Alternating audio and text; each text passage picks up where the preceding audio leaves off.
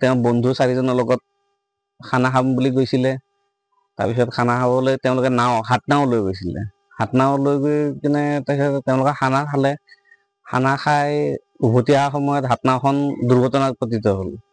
পতিত হোৱাৰ পিছত তাৰে 4জনক উদ্ধাৰ কৰিলে, কিন্তু ৰাকেশ মেধি এতিয়ালৈকে আমি ঘৰত আহি পোৱা নাই তেওঁ। আৰু বিশেষ সূত্ৰৰ পৰা মানে তেওঁৰ লগত যোৱা কেইজনৰ পৰা গম পাইছিলো যে তেওঁ বোলে নাওখনত নাই, কিন্তু নাওখনত মানে উভতি অহা নাছিলে। তেওঁ সেই তাতে শিলতে শুই আছিলে বোলে, কিন্তু যদি শিলতে শুই আছিল তেন্তে এতিয়ালৈকে তেওঁ কিয় ঘৰ আহি পোৱা নাই।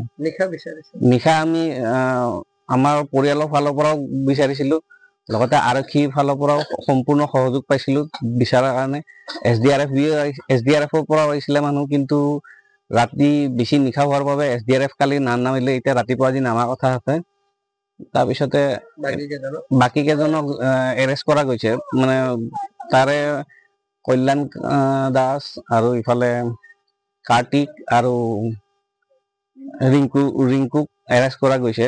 কিন্তু এতিয়ানো দীপাংকৰ দাস তেওঁ এতিয়ানো পলাতক অৱস্থাত আছে।